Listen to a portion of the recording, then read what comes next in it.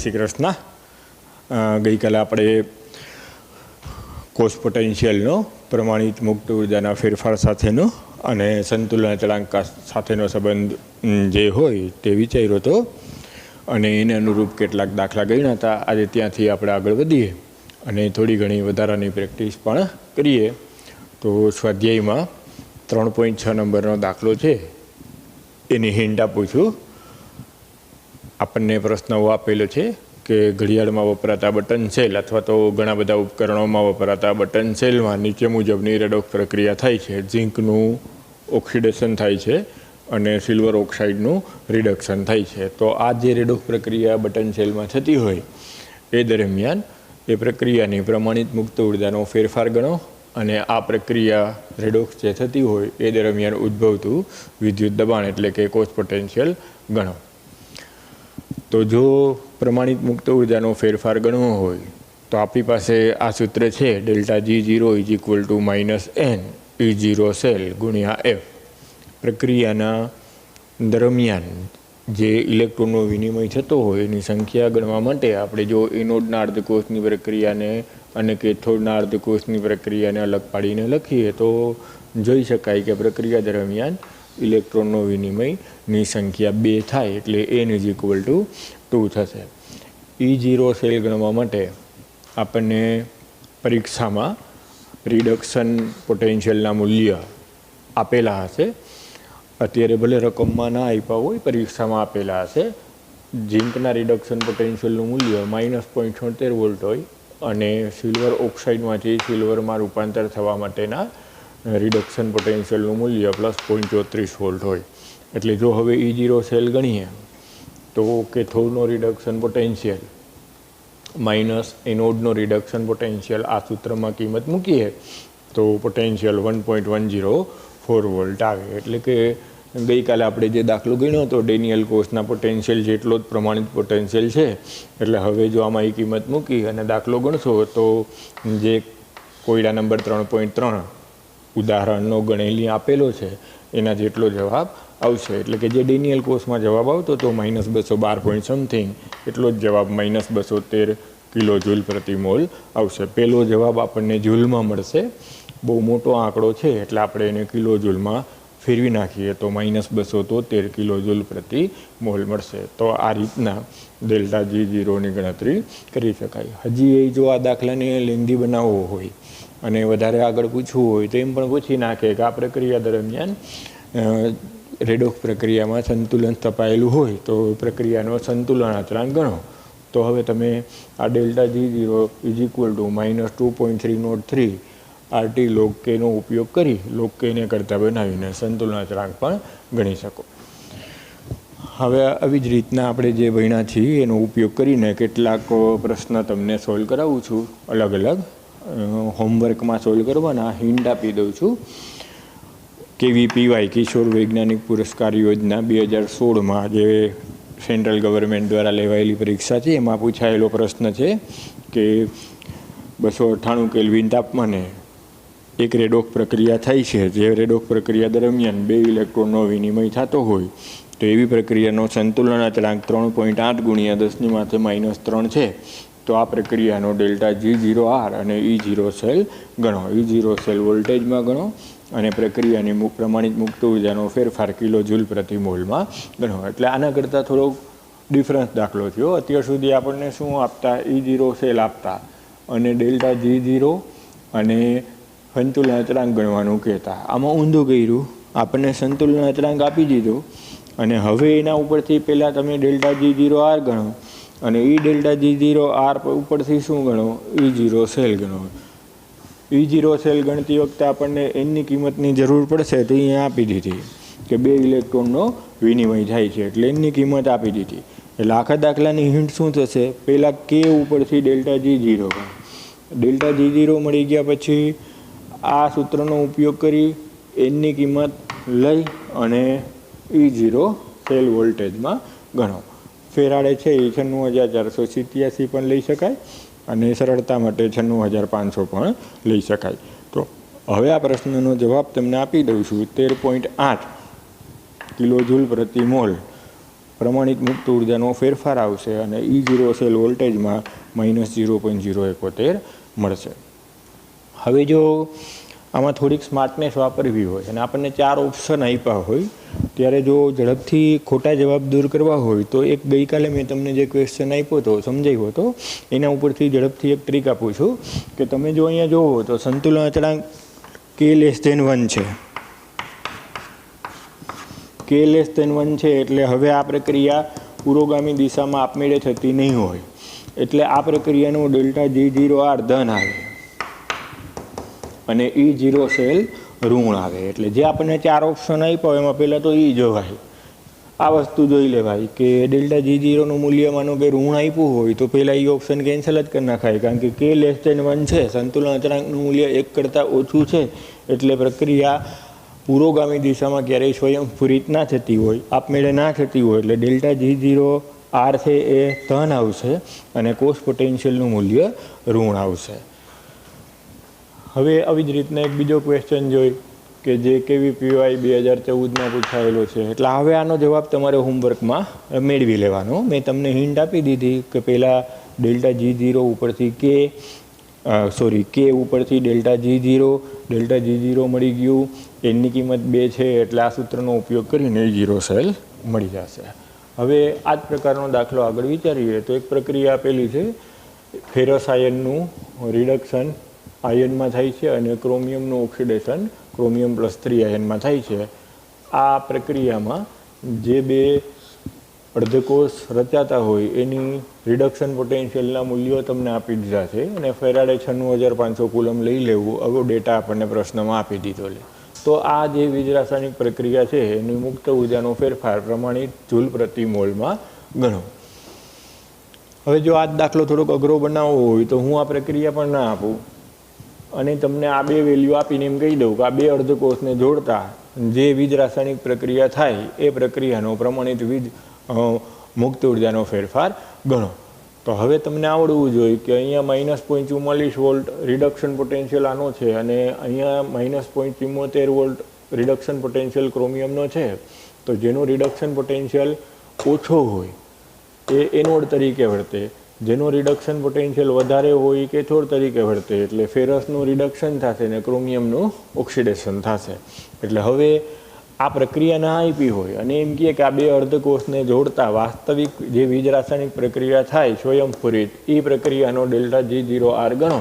તો હવે તમને એ આઈડિયા આવવો જોઈએ કે જેનો રિડક્શન પોટેન્શિયલ વધારે છે ઇલેક્ટ્રોન સ્વીકારશે એટલે એ કેથોડ તરીકે વર્તશે અને જેનો રિડક્શન પોટેન્શિયલ ઓછો છે એ ઇલેક્ટ્રોન મુક્ત કરશે આની સાપેક્ષે, એટલે એ એનોડ તરીકે વર્તશે. એટલે હવે આ પ્રક્રિયા આપેલી છે એટલે કોઈ પ્રશ્ન નથી, ના આપેલી હોય તો આપણે વાસ્તવિક પ્રક્રિયા લખવી પડે. હવે આ પ્રક્રિયા આના જે ડેટા આપ્યા છે એના ઉપરથી સૌથી પહેલાં E0 સેલ ગણી લ્યો, ફેરાડેની કિંમત આપી છે એ મૂકી દો. ખાસ ધ્યાન રાખો એનની કિંમત આમાં ગણવી પડશે. 3 × +2 એટલે 6, ટોટલ 6માંથી 0. આ ક્રોમિયમ તત્વ છે એટલે 0 માંથી 2 × 3 એટલે +6, એટલે 6 ઇલેક્ટ્રોનનો વિનિમય થાય છે. એટલે અહીં એનની કિંમત કેટલી લઈને દાખલો ગણવો પડશે? 6 લેવું પડશે. બસ આ દાખલામાં એક જ ધ્યાન રાખવાનું છે કે ઉતાવળમાં આપણે મોટે ભાગે એનની કિંમત આવી રીતના 2 આવતી હોય એટલે ઉતાવળમાં 2 ન લખાઈ જાય. જે રેડોક્સ પ્રક્રિયા દરમિયાન ઇલેક્ટ્રોનનો વિનિમય થાય છે એ ઇલેક્ટ્રોનના વિનિમયની સંખ્યાને આધારે જવાબ આપવો પડે. એટલે આ પ્રક્રિયામાં ઇલેક્ટ્રોનના વિનિમયની સંખ્યા 6 છે. એટલે જે આ સૂત્ર આપણે મૂકતા હોય ΔG0 = -n E0 cell F, એમાં એનની કિંમત અહીંયા આ દાખલામાં 6 લેવી પડશે. એ મૂકશો એટલે જવાબ તમને -173,700 જૂલ પ્રતિ મોલ મળશે. એટલે આટલો જવાબ તમારે હવે જાતે ગણીને લઈ આવવાનો. અહીંયા જૂલમાં જવાબ માગેલો છે એટલે આપણે કિલો જૂલવાળો એક જે વિકલ્પ હોય એ પસંદ કરશું નહીં. જો વિકલ્પ આપેલા હોય તો દાખલો ગણીને કહેવાનો હોય તો આપણે જૂલમાં પણ લખી શકીએ અને કિલો જૂલમાં પણ લખી શકીએ. હવે વાસ્તવિક પ્રક્રિયા છે જે એનોડ લેવો જોઈએ એનોડ છે ને કેથોડ લેવો જોઈએ કેથોડ છે, એટલે સ્વયંસ્ફુરિત પ્રક્રિયા છે એટલે ΔGનું ચિહ્ન ઋણ આવે અને આપણે E0 સેલ જો ગણશું તો E0 સેલનું મૂલ્ય ધનમાં આવશે. એટલે આ દાખલો પણ જાતે ગણી અને આટલો જવાબ લઈ આવવાનો પ્રયત્ન કરજો. સાચો જવાબ તમારે હોમવર્કમાં દાખલો ગણશો ત્યારે આટલો આવવો જોઈએ. હવે આવી જ રીતના ઘણી બધી કોમ્પિટિટિવ એક્ઝામમાં આ ટાઈપનો ક્વેશ્ચન એ પૂછાય છે. એટલે એક નવા ક્વેશ્ચનની આપણે ફરી પાછી ચર્ચા આગળ વધારી અને સોલ્વ કરીએ. આવું ઘણીવાર પૂછાય કે કોપર ધાતુને 1 મોલર સિલ્વર નાઇટ્રેટના દ્રાવણમાં ડૂબાડતા કોપરનું ઓક્સિડેશન થાય છે અને એના ઉપર સિલ્વર ધાતુ જમા થાય છે. બીજા પાત્રમાં સિલ્વરની પટ્ટીને 1 મોલર ઝીંક નાઇટ્રેટના દ્રાવણમાં ડૂબાડતા સિલ્વર ધાતુ ઝીંકને રિડક્શન કરી ઝીંક +2માંથી ઝીંક ધાતુમાં રિડક્શન કરી મુક્ત કરી શકતું નથી. એટલે કે સિલ્વર ખવાશે નહીં અને ઝીંક ધાતુ મુક્ત થશે નહીં. એટલે કે પાત્ર 2માં રેડોક્સ પ્રક્રિયા થતી નથી. આ જ પ્રમાણે આગળ એમ કહે કે ત્રીજા પાત્રમાં ઝીંક ધાતુને 1 મોલર કોપર સલ્ફેટના દ્રાવણમાં ડૂબાડવામાં આવે તો ઝીંક ધાતુ ધીમે ધીમે ખવાય છે અને એના ઉપર કોપર ધાતુનું પડ જમા થતું જાય છે. તો આ 3 અવલોકન જે 3 પાત્રોમાં આપ્યા છે એના આધારે ધાતુઓને કોપર, સિલ્વર અને ઝીંકને એના રિડક્શન કરતાના ક્રમમાં ગોઠવો. તો હવે આપણે જે સ્ટાર્ટિંગમાં વીજરસાયણના લેક્ચરમાં ભણ્યા એ પ્રમાણે પહેલા પાત્રમાં પ્રક્રિયા થઈ. કોપર +2 આયનમાં રૂપાંતર થયું, સિલ્વર પ્લસ આયનનું રિડક્શન થઈ, સિલ્વર બન્યું. એટલે એનો મતલબ કોપરે સિલ્વરનું રિડક્શન કર્યું એટલે સિલ્વર કરતાં કોપરનો રિડક્શન પોટેન્શિયલ ઓછો હોવો જોઈએ અને સિલ્વરનો રિડક્શન પોટેન્શિયલ વધારે હોવો જોઈએ. એટલે કે આ કેથોડ તરીકે વર્તે છે અને આ એનોડ તરીકે વર્તે છે. એટલે એનો મતલબ કે કોપરનો રિડક્શન પોટેન્શિયલનું મૂલ્ય વધુ ઋણ છે અને સિલ્વરના રિડક્શન પોટેન્શિયલનું મૂલ્ય એના કરતાં વધારે છે. કોપરના રિડક્શન પોટેન્શિયલનું મૂલ્ય જો તમે અત્યારે સ્માર્ટનેસ વાપરો તો આપણને ખબર છે 0.34 વોલ્ટ છે અને સિલ્વરના રિડક્શન પોટેન્શિયલનું મૂલ્ય +0.80 વોલ્ટ છે. જ્ઞાત છે એટલે આપણે કહી શકીએ. જો અજ્ઞાત હોય તો આ ધારણા કરવાની રહે કે આ ધારો કે એક્સ આપ્યું છે અને આ વાય પ્લસ આપ્યું છે અને આમ કીધું હોય કે એક્સ ધાતુને વાય પ્લસના દ્રાવણમાં ડૂબાડતા એક્સનું ઓક્સિડેશન થાય છે એટલે કે એક ખવાય છે અને વાય પ્લસના દ્રાવણમાંથી રિડક્શન થઈ વાય ધાતુ એક્સ ઉપર જમા થાય છે. તો આપણે આમ ધારણા કરવાની, તો આંકડા નહીં લખવાના, તો એમ વિચારવાનું કે એક્સનો રિડક્શન પોટેન્શિયલ ઓછો હોવો જોઈએ અને આનો વાય પ્લસનો રિડક્શન વાયનો રિડક્શન પોટેન્શિયલ વધારે હોવો જોઈએ. હવે એ જ રીતના પાત્ર બીમાં ધારણા કરો કે સિલ્વર ધાતુને ઝીંક નાઇટ્રેટના દ્રાવણમાં ડૂબાડતા રેડોક્સ પ્રક્રિયા થતી નથી. રેડોક્સ પ્રક્રિયા થતી નથી એનો મતલબ કે સિલ્વર છે એનો રિડક્શન પોટેન્શિયલ અને ઝીંકના રિડક્શન પોટેન્શિયલની સરખામણી કરો તો સિલ્વરનો રિડક્શન પોટેન્શિયલ અને ઝીંકના રિડક્શન પોટેન્શિયલમાં ઝીંકનો રિડક્શન પોટેન્શિયલ સિલ્વર કરતાંય ઓછો હોવો જોઈએ. તો આ પ્રક્રિયા વાસ્તવિક ના થાય, કારણ કે જો સિલ્વરનો રિડક્શન પોટેન્શિયલ ઓછો હોય તો એનો મતલબ કે એનોડ તરીકે વર્તી ના શકે અને ઝીંક છે એ કેથોડ તરીકે વર્તી ના શકે. એટલે આ પ્રક્રિયા છેડા ઊંધા જોડાઈ ગયા, સિલ્વર એનોડ લેવાઈ ગયું અને ઝીંક કેથોડ લેવાઈ ગયું એટલે પરિણમતી નથી. એટલે સિલ્વરનો રિડક્શન પોટેન્શિયલ ઝીંકના રિડક્શન પોટેન્શિયલ કરતાં વધારે છે, ઝીંકનો રિડક્શન પોટેન્શિયલ સિલ્વરના રિડક્શન પોટેન્શિયલ કરતાં ઓછો છે. હવે આપણને અજ્ઞાત છે એમ માની લ્યો તો વાય અને ઝેડ પ્લસ છે આવું આપ્યું કે વાય ધાતુને Z+2ના દ્રાવણમાં ડૂબાડતા વાયનું ઓક્સિડેશન અને Z+નું રિડક્શન થતું નથી એમ કીધું. એટલે હવે એનો મતલબ આ પ્રક્રિયા અવાસ્તવિક છે. એટલે સિલ્વર એનોડ લેવાઈ ગયું અને ઝીંક કેથોડ લેવાઈ ગયું એ વાસ્તવમાં શક્ય નથી. એટલે એનો મતલબ કે આ રિડક્શન પોટેન્શિયલ આનો વધુ હોવો જોઈએ એટલે એ કેથોડ તરીકે વર્તવું જોઈએ. એની બદલે અત્યારે એનોડ છે એટલે પ્રક્રિયા થતી નથી અને આ એનોડ હોવું જોઈએ એની બદલે કેથોડ છે એટલે પ્રક્રિયા થતી નથી. એટલે હવે આના ઉપરથી તમે આમ કહી શકો કે વાયનો રિડક્શન પોટેન્શિયલ ઝેડ કરતાં વધારે હશે, ઝેડનો રિડક્શન પોટેન્શિયલ ઓછો હશે અને વાયનો રિડક્શન પોટેન્શિયલ વધારે હશે એટલે આ પ્રક્રિયા પરિણમતી નથી. હવે એવી જ રીતના ત્રીજા પાત્રમાં આપણને એમ કહી દઈએ કે ઝીંક ધાતુને 1 મોલર કોપર સલ્ફેટના દ્રાવણમાં ડૂબાડતા ઝીંકનું ઓક્સિડેશન થાય છે એટલે કે ઝીંક ધાતુ ખવાય છે અને દ્રાવણમાં રહેલા Cu+2નું રિડક્શન થાય છે એટલે કે ઝીંક ઉપર કોપર ધાતુ જમા થાય છે. તો હવે તમે શું ધારણા કરી શકો કે ઝીંક એનોડ તરીકે વર્તે છે અને Cu+2 કેથોડ તરીકે વર્તે છે, એનો મતલબ કે ઝીંકનો રિડક્શન પોટેન્શિયલ ઓછો છે અને કોપરનો રિડક્શન પોટેન્શિયલ વધારે છે. કોપરનો રિડક્શન પોટેન્શિયલ વધારે છે એટલે એ કેથોડ તરીકે વર્તે છે અને ઝીંકનો રિડક્શન પોટેન્શિયલ ઓછો છે એટલે એનોડ તરીકે વર્તે છે. તો એટલે ઝીંકનું ઓક્સિડેશન અને કોપરનું રિડક્શન થાય છે. તો આમ પરિણામે રિડક્શન પોટેન્શિયલ ઝીંકનો ઓછો અને કોપરનો વધારે છે એટલે આ વાસ્તવિક પ્રક્રિયા પરિણમે છે. હવે આ જ વસ્તુને અજ્ઞાત હોય તો આપણે આમ કહી કે ઝેડ ધાતુને X+2 દ્રાવણમાં ડૂબાડતા ઝેડ ધાતુનું આયનીકરણ થઈ Z+2 બને છે અને X ધાતુ Z ઉપર જમા થાય છે. તો એ જ વસ્તુ તમારે ઝીંકની બદલે એમ બોલવાનું, ઝેડનો રિડક્શન પોટેન્શિયલ ઓછો છે અને Xનો રિડક્શન પોટેન્શિયલ વધારે છે. તો હવે જો આ ત્રણેયની સરખામણી કરો તો સૌથી ઓછો રિડક્શન પોટેન્શિયલ ઝેડનો થયો અને સૌથી વધારે રિડક્શન પોટેન્શિયલ વાયનો થયો. તો હવે જેનો રિડક્શન પોટેન્શિયલ ઓછો હોય, સૌથી ઓછો હોય, એ સૌથી વધુ પ્રબળ રિડક્શન કરતા તરીકે વર્તે અને જેનો રિડક્શન પોટેન્શિયલ સૌથી વધારે હોય એ નિર્બળ રિડક્શન કરતા તરીકે વર્તે. એટલે હવે સિલ્વરનો રિડક્શન પોટેન્શિયલ સૌથી વધારે છે એટલે એનો મતલબ સિલ્વર સૌથી નિર્બળ રિડક્શન કરતા છે અને ઝીંકનો રિડક્શન પોટેન્શિયલ સૌથી ઓછો છે એનો મતલબ ઝીંક સૌથી વધુ પ્રબળ રિડક્શન કરતા છે. આ જ વસ્તુ જો અજ્ઞાત XYZ કરીને આપ્યું હોય અને એમ કીધું હોય કે એનો ક્રમ જણાવો તો વાયની રિડક્શન કરતા તરીકેની વૃત્તિ સૌથી ઓછી, એક્સની રિડક્શન કરતાની વૃત્તિ વાય કરતાં વધારે અને ઝેડની રિડક્શન કરતાની વૃત્તિ સૌથી વધુ થાય. રિડક્શન પોટેન્શિયલ એટલે શું? તો રિડક્શન પોટેન્શિયલ એટલે ઇલેક્ટ્રોન મેળવવાની વૃત્તિ.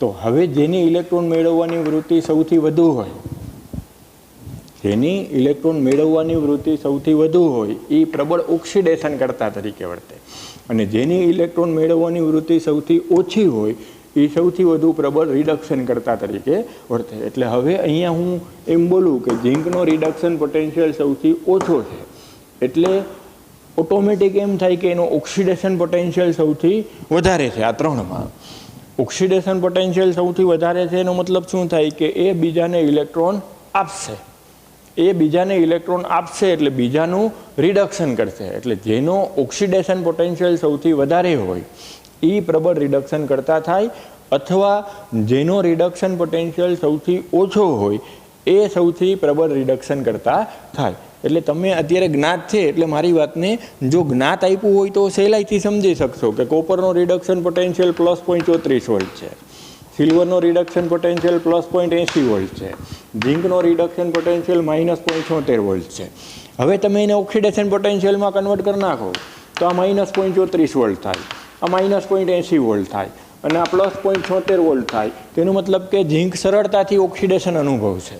સરળતાથી ઓક્સિડેશન અનુભવશે એટલે ઝીંક દ્રાવણમાં ઇલેક્ટ્રોન મુક્ત સરળતાથી કરશે. આ ત્રણેયમાં સાપેક્ષે ઝીંકની ઇલેક્ટ્રોન ગુમાવવાની વૃત્તિ સૌથી વધુ છે. એટલે ઝીંક ઇલેક્ટ્રોન આપશે એટલે દ્રાવણમાં રહેલા આયન ઇલેક્ટ્રોન સ્વીકારશે અને પરિણામે એ ધાતુ ઝીંક ઉપર જમા થશે. તો ઇટ મીન્સ ધેટ જેનો ઓક્સિડેશન પોટેન્શિયલ વધારે એ પ્રબળ રિડક્શન કરતા અથવા EMF શ્રેણીના રિડક્શન પોટેન્શિયલના આધારે બોલો તો જેનો રિડક્શન પોટેન્શિયલ ઓછો એ પ્રબળ રિડક્શન કરતા થાય. હવે સિલ્વરમાં શું થશે? +0.80 રિડક્શન પોટેન્શિયલ થાય. તો આપણે આગળ ભણી ગયા કે તો એનો ઓક્સિડેશન પોટેન્શિયલ -0.80 થાય. તો એનો મતલબ એનો રિડક્શન પોટેન્શિયલ સૌથી વધારે છે એટલે કે એનો ઓક્સિડેશન પોટેન્શિયલ સૌથી ઓછો છે. તો બે સંદર્ભમાં આપણે એમ કહી શકીએ કે સિલ્વર છે એનો રિડક્શન પોટેન્શિયલ વધારે છે અથવા એનો ઓક્સિડેશન પોટેન્શિયલ આ ત્રણેયમાં ન્યૂનતમ છે એટલે સૌથી નિર્બળ રિડક્શન કરતા તરીકે વર્તે. એટલે આવી રીતના ઘણીવાર તમને પ્રશ્ન પૂછશે તો ત્યારે આ બે ટોપિક જે છે મેં તમને કીધું એનો ઉપયોગ કરીને તમે જવાબ આપી શકો. તમારી આગળ બે રસ્તા છે, રિડક્શન પોટેન્શિયલ વધારે અને રિડક્શન પોટેન્શિયલ ઓછો.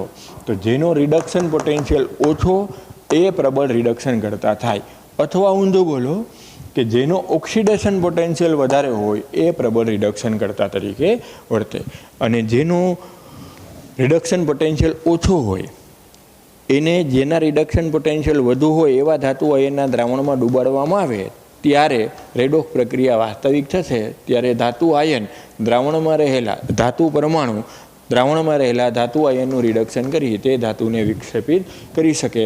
એટલે ઝીંક છે એ સિલ્વરના દ્રાવણમાં અથવા કોપરના દ્રાવણમાં રહેલા આયનનું રિડક્શન કરી અનુક્રમે સિલ્વર અથવા તો કોપર ધાતુ મુક્ત કરી શકે. એટલે ઝીંકને જો બે દ્રાવણના સંપર્કમાં રાખો તો બેમાં પ્રક્રિયા વાસ્તવિક થશે. ઝીંકને સિલ્વર નાઇટ્રેટના દ્રાવણમાં ડૂબાડીશ તોય પ્રક્રિયા થશે, અને ઝીંકને કોપર સલ્ફેટના દ્રાવણમાં રાખીશ તોય પ્રક્રિયા થશે. આ જ જગ્યાએ અહીંયા હું કોપર લઈ અને એમ સમજાવું કે કોપરને ઝીંક સલ્ફેટના દ્રાવણમાં ડૂબાડતા તો પ્રક્રિયા નહીં થાય, પણ એમ કહી દઉં કોપરને સિલ્વર નાઇટ્રેટના દ્રાવણમાં ડૂબાડતા તો પ્રક્રિયા થશે. એટલે કે હવે એક્સ છે એ વાય પ્લસના દ્રાવણમાં રહેલા ધાતુ આયનનું રિડક્શન કરી શકે, પણ એક્સ છે એ ઝેડના ધનાયનના દ્રાવણનું રિડક્શન કરી શકે નહીં.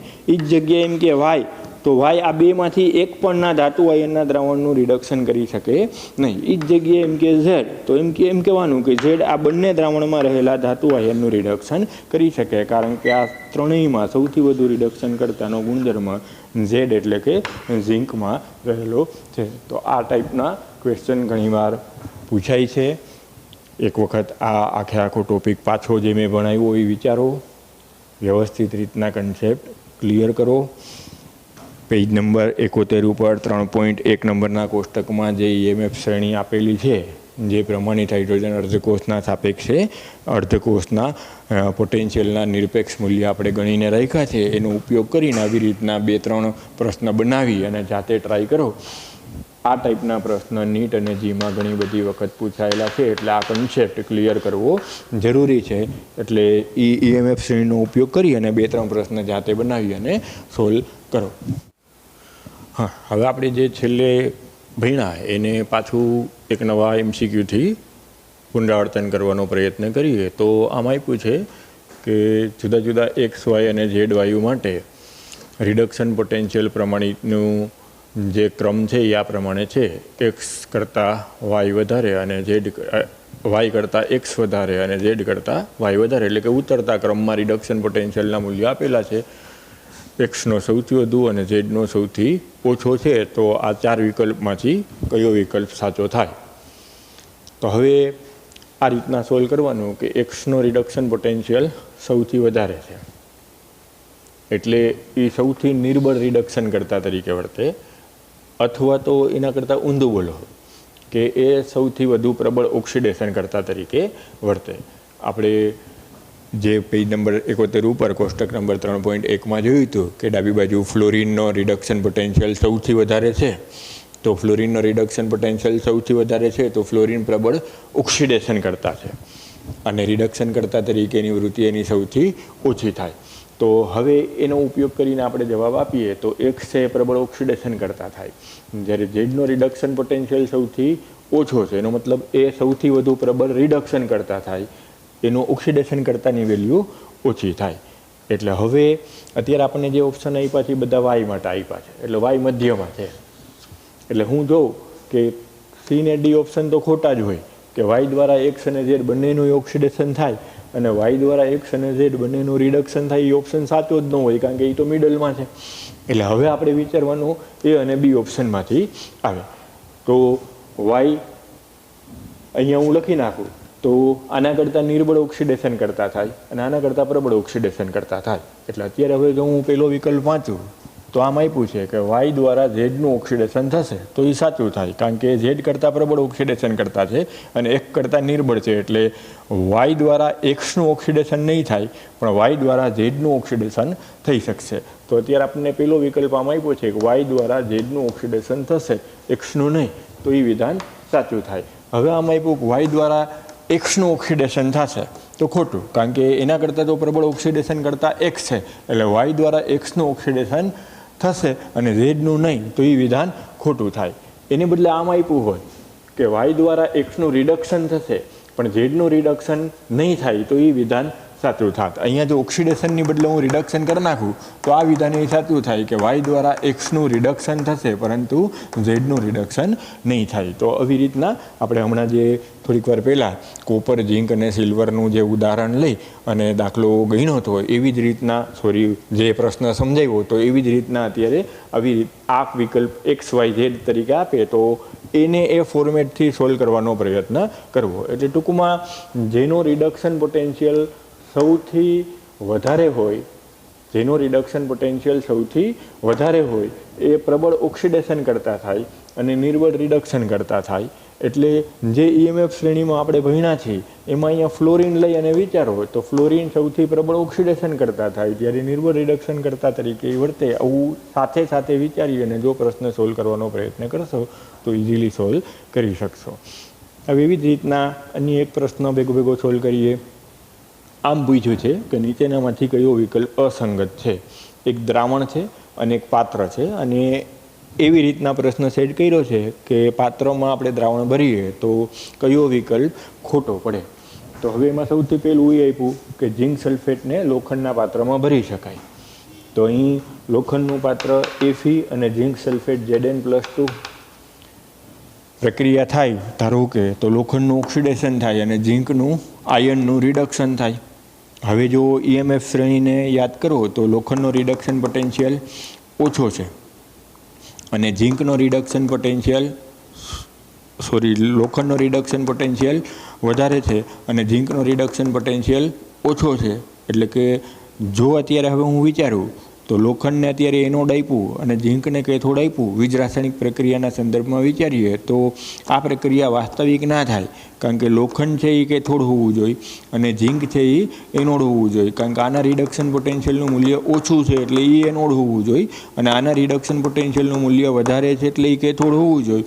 તો આમાં આપણને વાસ્તવિક પ્રક્રિયા આપેલી નથી એટલે પ્રક્રિયા નહીં થાય એટલે એનો મતલબ કે લોખંડના પાત્રમાં ઝીંક સલ્ફેટનું દ્રાવણ ભરી શકાય. તો ભરી શકાય તો એ વિકલ્પ અસંગત ના થયો એટલે આ જવાબ નહીં આવે.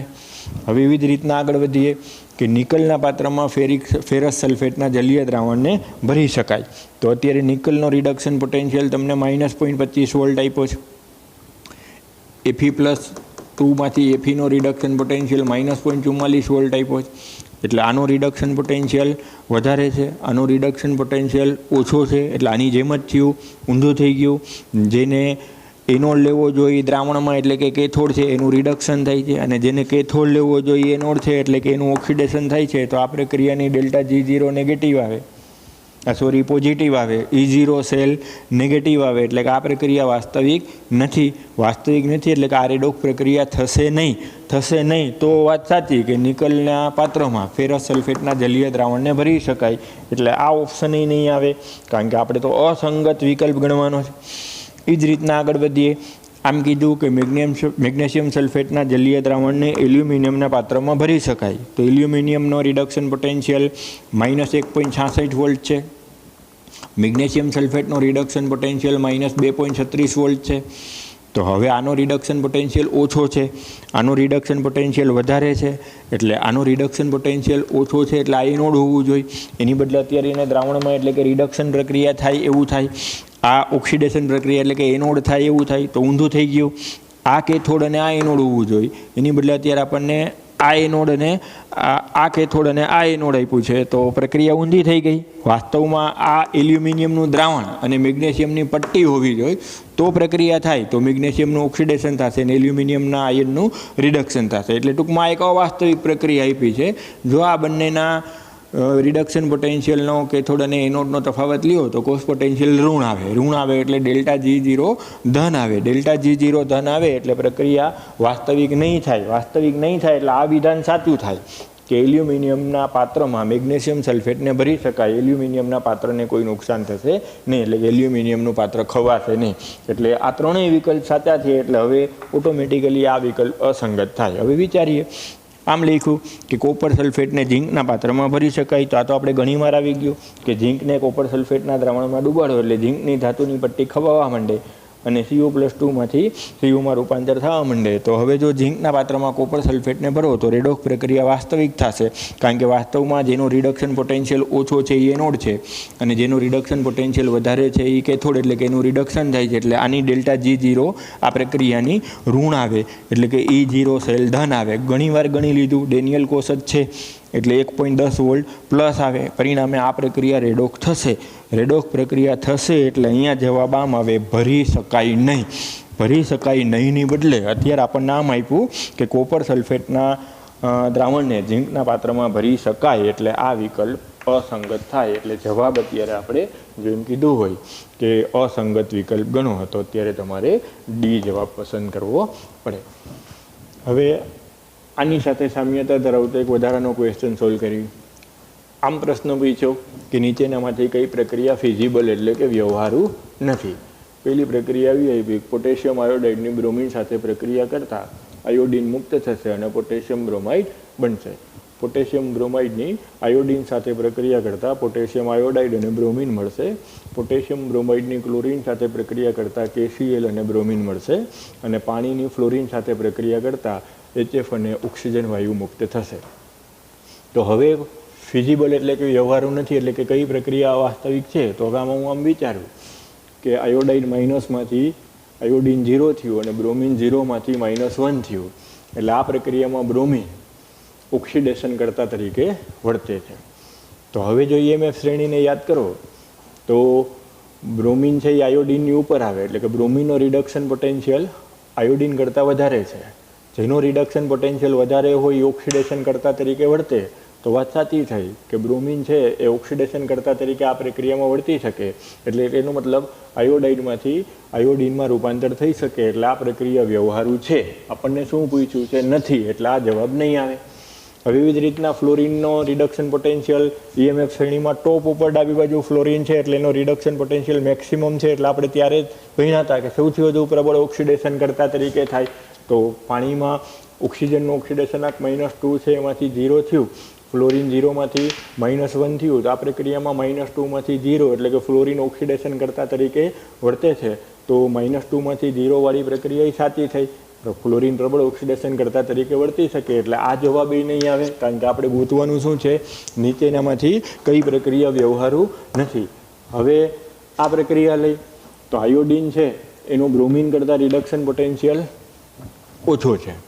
આયોડિનનો બ્રોમિન કરતાં રિડક્શન પોટેન્શિયલ ઓછો છે. એટલે હવે આયોડિન -1 એટલે કે -1માંથી 0 2 ગણો તો -2માંથી 0 એટલે કે બ્રોમિનનું ઓક્સિડેશન આયોડિન દ્વારા શક્ય નથી. કારણ કે એનો રિડક્શન પોટેન્શિયલ બ્રોમિન કરતાં ઓછો છે.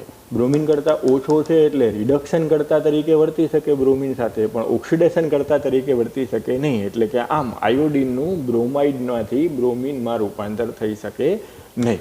એટલે હવે નથી કીધું એટલે આ પ્રક્રિયા આપમેળે નહીં થાય. એટલે આ વિકલ્પ જવાબમાં આવે. ટેલી કરો આગળની પ્રક્રિયા જોઈને. તો ક્લોરિનનો રિડક્શન પોટેન્શિયલ બ્રોમિન કરતાં વધારે છે. રિડક્શન પોટેન્શિયલ વધારે છે એટલે બ્રોમિન કરતાં રિડક્શન પોટેન્શિયલ વધારે હોવાથી એ પ્રક્રિયામાં ઓક્સિડેશન કરતા તરીકે વર્તી શકે. તો -2માંથી 0 એટલે કે બ્રોમાઇડ આયનના દ્રાવણમાંથી ક્લોરિન છે એ બ્રોમિનનું ઓક્સિડેશન કરી શકે, કારણ કે એનો રિડક્શન પોટેન્શિયલ આના કરતાં વધારે છે એટલે ઓક્સિડેશન કરતા તરીકે વર્તી શકે. એટલે હવે જો અહીંયા મને ક્વેશ્ચન બદલાવી નાખે ને એમ કે ફ્લોરિન દ્વારા ક્લોરાઇડ, બ્રોમાઇડ અને આયોડાઇડ, તો ત્રણેયનું ઓક્સિડેશન થઈ શકે. ક્લોરિન દ્વારા બ્રોમાઇડ અને આયોડાઇડનું ઓક્સિડેશન થઈ શકે. બ્રોમાઇડ દ્વારા આયોડાઇડનું ઓક્સિડેશન થઈ શકે, પણ આયોડિન દ્વારા એક પણનું ઓક્સિડેશન થઈ શકે નહીં. એટલે આમાં આપણને આ વિકલ્પ એ શોર્ટકટથી એ મળી જાય કે આયોડાઇડનું બ્રોમાઇડ દ્વારા આયોડિન દ્વારા બ્રોમાઇડનું ઓક્સિડેશન થશે નહીં. એટલે ફ્લોરિન જો હોય તો એ ક્લોરાઇડ, બ્રોમાઇડ અને આયોડાઇડ ત્રણેયમાંથી હેલોજન મુક્ત કરી શકે. અનુક્રમે ક્લોરિન, બ્રોમિન અને આયોડિન બનાવી શકે, એટલે કે ઓક્સિડેશન કરતા તરીકે વર્તી શકે. પણ આ જ જગ્યાએ ક્લોરિન આપ્યું હોય તો ફ્લોરાઇડનું ઓક્સિડેશન નહીં થાય, પણ એના દ્વારા બ્રોમાઇડ અને આયોડાઇડનું ઓક્સિડેશન થશે. એવી જ રીતના બ્રોમિન આપ્યું હોય તો એના દ્વારા ક્લોરાઇડ, બ્રોમાઇડ અને ફ્લોરાઇડનું ઓક્સિડેશન નહીં થાય, પણ આયોડાઇડનું ઓક્સિડેશન થશે. પણ એ જ રીતના આયોડિન છે એ ફ્લોરિન, ક્લોરિન એટલે બ્રોમિન ત્રણમાંથી એક પણનું ઓક્સિડેશન કરી શકશે નહીં. તો આની જેમ આની સાથે આ ક્વેશ્ચનને જોડી અને ફરી પાછું કન્સેપ્ટને એકવાર ક્લિયર કરજો.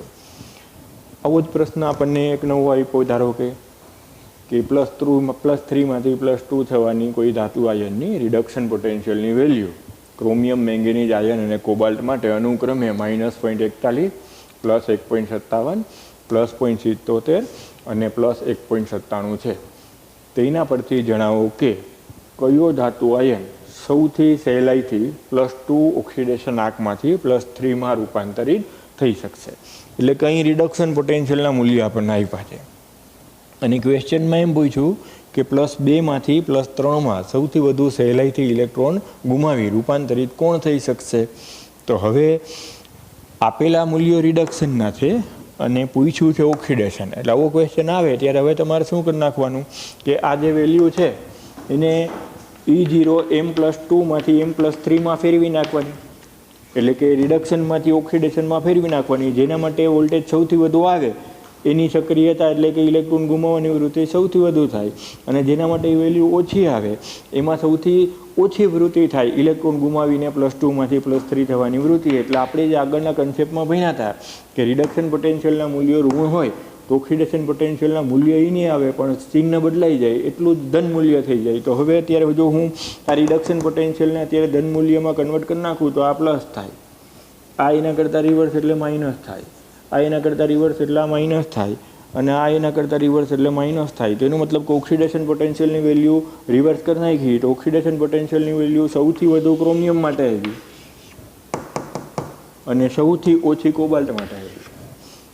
એટલે એનો મતલબ કે ક્રોમિયમ +2માંથી +3 સૌથી વધુ સહેલાઈથી થશે. આ જ જગ્યાએ સૌથી ઓછું પૂછ્યું હોત તો જવાબ આપણે કોબાલ્ટ લખત, સૌથી વધુ પૂછ્યું છે એટલે જવાબ આપણે ક્રોમિયમ લખીએ. તો આવી રીતના આપણે જે અત્યાર સુધી ભણ્યા એમાંથી મને સારા લાગતા કેટલાક પ્રશ્નો તમને અત્યારે મેં સમજાવ્યા. આ બધા પ્રશ્નોનું રિવિઝન કરી એક વખત વ્યવસ્થિત રીતના જોઈ અને ફરી પાછા આપણે આગળ વધીએ. પણ હોમવર્કમાં બધા પ્રશ્નો પાછા એક વખત રિવાઇઝ કરી લેવાના અને જ્યાં ડાઉટ હોય ત્યાં ક્લિયર કરી નાખવાનો. બરાબર.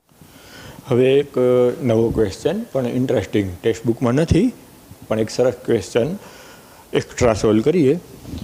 દાખલા તરીકે મને એવું આપે કે બે અલગ અલગ અર્ધકોષને ક્ષારસેતુ દ્વારા જોડી અને એક વીજ રાસાયણિક કોષની રચના કરું અને બંને અર્ધકોષના દ્રાવણની સાંદ્રતા સમાન લઈ લઉં તો અનંત સમીકરણ પ્રમાણે આવું થાય કે E cell = E0 cell -0.059/n logarithm of આપેલા કોષ માટે લખવું હોય તો આમ લખાય Zinc+2ની સાંદ્રતા છેદમાં Cu+2ની સાંદ્રતા. પરંતુ બે સાંદ્રતા 1 મોલર છે એટલે આ ગુણોત્તર 1 થાય, ગુણોત્તર 1 થાય એટલે log 1ની કિંમત 0 થાય એટલે E cell = E0 cell મળે. એટલે જ્યારે કોઈ પણ વીજ રાસાયણિક પ્રક્રિયામાં સંકળાયેલા દ્રાવણોમાં બધા દ્રાવણોની સાંદ્રતા 1 મોલર હોય તો ત્યારે તમે આવું લખી શકો કે E cell = E0 cell. એટલે કે હું શું કહેવા માગું છું કે અર્ધકોષ અલગ અલગ છે પરંતુ જો દ્રાવણની સાંદ્રતા સરખી છે તો એવા સંજોગોમાં તમે E cell = E0 cell લખી શકો. તો આના ઉપરથી એક નવો બહુ ઇન્ટરેસ્ટિંગ કન્સેપ્ટ વિચારી શકાય કે તો એવું બને કે બે અર્ધકોષ સરખા રાખીએ પરંતુ જો બે અર્ધકોષ સાથે સંકળાયેલા દ્રાવણોની સાંદ્રતા ભિન્ન ભિન્ન રાખીએ તો બે અર્ધકોષ સરખા હોવાથી E0 cell 0 થાય પરંતુ બેની સાંદ્રતા સરખી ના હોવાથી આ પદનું મૂલ્ય 0 ના થાય.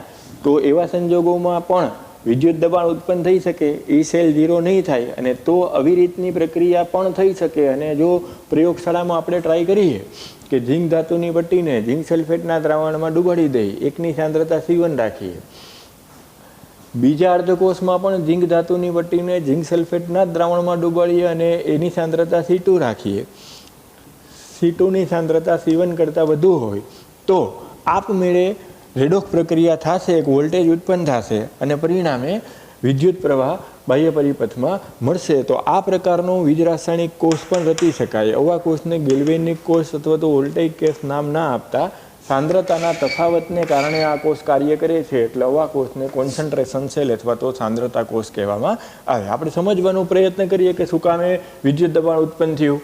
તો બે બાજુ સાંદ્રતા અલગ અલગ છે, આ બાજુ દ્રાવણ મંદ છે અને આ બાજુ દ્રાવણ સાંદ્ર છે. એટલે જેવા બે અર્ધકોષને જોડશો એટલે એનોડ ઉપર પ્રક્રિયા આવી થશે, ઝીંક ધાતુ ખવાતી જશે એટલે જે ઇલેક્ટ્રોન મુક્ત થાય કે થોડ તરફ પ્રસરણ પામી દ્રાવણમાં જશે એટલે ત્યાં રહેલા Zinc+2નું રિડક્શન કરી ઝીંક ધાતુમાં રૂપાંતર કરશે.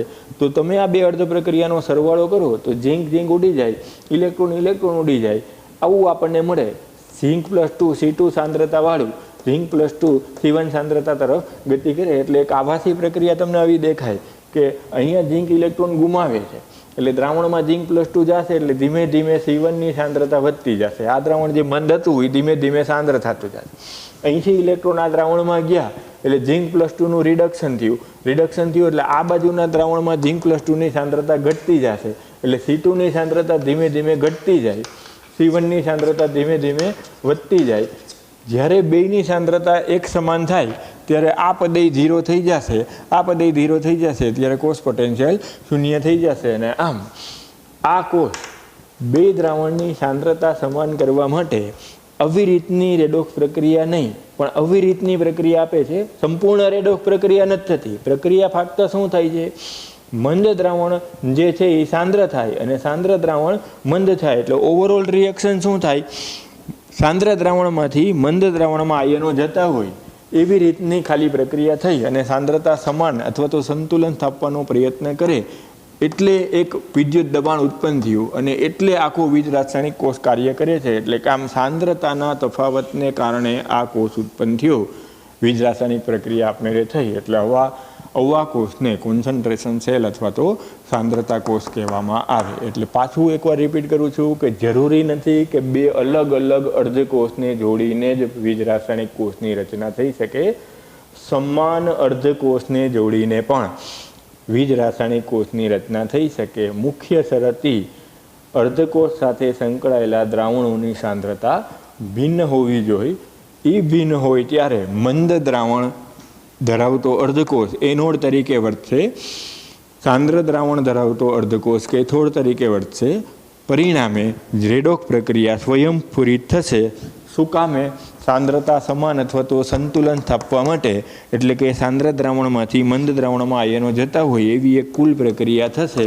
અહીંયા મેં સમજાવ્યું એમ કે અહીંથી ઇલેક્ટ્રોન એટલે જશે કે C1 સાંદ્રતા ઓછી છે એ દ્રાવણમાં Zinc+2 આયન આવી સાંદ્રતા વધારવાનો પ્રયત્ન થાય. આ ઇલેક્ટ્રોન દ્રાવણમાં જાય, Zinc+2માંથી ઝીંક બને એટલે આની જે દ્રાવણની સાંદ્રતા વધુ છે એ ઓછી થાય, આની સાંદ્રતા ઘટતી જાય, આની સાંદ્રતા વધતી જાય. એટલે કે સાંદ્ર દ્રાવણ ધીમે ધીમે શેમાં રૂપાંતર થતું જાય, મંદ દ્રાવણમાં રૂપાંતર થતું જાય, મંદ દ્રાવણ શેમાં રૂપાંતર થતું જાય, સાંદ્ર દ્રાવણમાં રૂપાંતર થતું જાય. આ વૃત્તિને કારણે એક વિદ્યુત દબાણ ઉત્પન્ન થયું, એને કારણે બાહ્ય પરિપથમાં ઇલેક્ટ્રોનનો પ્રવાહ આવ્યો.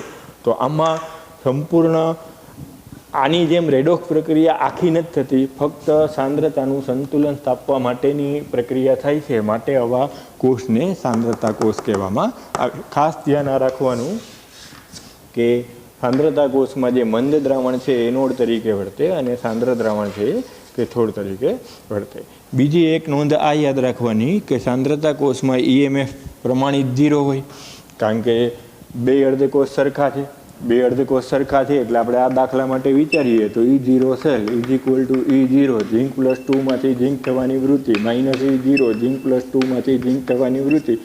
બેયનો પ્રમાણિત EMF સરખો જ હોય, -0.76 પ્લસ એટલે -0.76 અને +0.76 એટલે 0. એટલે આમ સાંદ્રતા કોષમાં કોઈ પણ સમયે પ્રમાણિત EMFનું મૂલ્ય 0 હોય. બે દ્રાવણની સાંદ્રતા સરખી થઈ જાય ત્યારે કોષ પોટેન્શિયલ 0 થાય. એટલે શરૂઆતમાં E0 સેલ પહેલેથી જ 0 હોય, ધીમે ધીમે પ્રક્રિયા થતાં E સેલનું મૂલ્ય પણ 0 થતું જોવા મળે. બીજું એક ખાસ ધ્યાનમાં રાખવાની બાબત આ કે જો અત્યારે તમે આ ડેનિયલ કોષ કે કોઈ પણ અન્ય વીજ રાસાયણિક કોષનો પોટેન્શિયલ માપો તો E0 સેલમાંથી આ પદ બાદ થાય. જ્યારે આમાં પહેલેથી જ E0 સેલ 0 છે એટલે ખાલી આટલા પદનું જ મૂલ્ય આવે. અહીંયા જે C2 ને C1 ને C2ની વેલ્યુ આપણે મૂકીએ એટલે આટલા પદની જ વેલ્યુ આવે, જે પ્રમાણમાં મૂલ્ય ઓછું હોય. એટલે અન્ય જે ગેલ્વેનિક કોષ અથવા તો વોલ્ટેઇક કોષ હોય એની સરખામણીએ સાંદ્રતા કોષના પોટેન્શિયલ પ્રમાણમાં ઓછા હોય, અપૂર્ણાંકમાં નાની કિંમત આવે. એટલે કેટલીક વાર કોમ્પિટિટિવ એક્ઝામમાં આ કન્સેપ્ટ પૂછાય છે. તો આ જેટલા મેં મુદ્દા કીધા એ યાદ રાખજો. સૌથી પહેલો મુદ્દો એ સાંદ્રતા કોષ એટલે શું, તો સમાન અર્ધકોષના જુદી જુદી સાંદ્રતા ધરાવતા દ્રાવણો લઈ જો એક વીજ રાસાયણિક કોષની રચના કરવામાં આવે તો સાંદ્ર દ્રાવણથી મંદ દ્રાવણ તરફ આયનો રૂપાંતરિત થતા હોય એવી એક આભાસી પ્રક્રિયા દ્વારા ઇલેક્ટ્રોન બાહ્ય પરિપથમાં એનોડથી કેથોડ તરફ જાય. એટલે કે મંદ દ્રાવણ ધરાવતા અર્ધકોષથી સાંદ્ર દ્રાવણ ધરાવતા અર્ધકોષ તરફ જાય અને આપણને વિદ્યુત પ્રવાહ મળે, રાસાયણિક ઉર્જાનું વિદ્યુત ઉર્જામાં રૂપાંતર કરી શકાય. તો આવા કોષને ગેલ્વેનિક કોષ કે વોલ્ટેઇક કોષ કે વીજ રાસાયણિક કોષ નામ ન આપતા આવા વીજ રાસાયણિક કોષ માટે સાંદ્રતા કોષ શબ્દ વાપરવામાં આવે. સાંદ્રતા કોષમાં મંદ દ્રાવણ ધરાવતો અર્ધકોષ એનોડ હોય અને સાંદ્ર દ્રાવણ ધરાવતો અર્ધકોષ કેથોડ તરીકે વર્તે. સાંદ્રતા કોષના ઈએમએફનું મૂલ્ય, પ્રમાણિત ઈએમએફનું મૂલ્ય 0 હોય. ધીમે ધીમે એના કોષ પોટેન્શિયલનું મૂલ્ય બે દ્રાવણોની સાંદ્રતા સમાન થાય ત્યારે 0 થતું જોવા મળે. સાંદ્રતા કોષના પોટેન્શિયલનું મૂલ્ય અન્ય ગેલ્વેનિક કોષની સરખામણીએ I0 સેલનું મૂલ્ય 0 થઈ જવાથી પ્રમાણમાં ઓછું જોવા મળે. તો આ એક થિયરીને વધારાની થિયરી તરીકે નોંધી અને એક વખત રિફર કરી લેજો. આના 1-2 દાખલા હું આવતીકાલે તમને ગણાવીશ અને આવતીકાલે આપણે અહીંથી આગળ વધશું. આજે જેટલા મેં ઓબ્જેક્ટિવ કરાવ્યા અને જેટલા દાખલા ગણાવ્યા એ બધા વ્યવસ્થિત રીતના એક વખત પાછા સંપૂર્ણપણે સમજી અને તૈયાર કરી અને નોંધી લેજો. એ બધા કન્સેપ્ટ સ્પર્ધાત્મક પરીક્ષા માટે અને આપણા ગુજરાત બોર્ડ માટે અગત્યના હતા. તો હવે આપણે અહીંથી આવતીકાલે આગળ વધીશું. જય શ્રી કૃષ્ણ.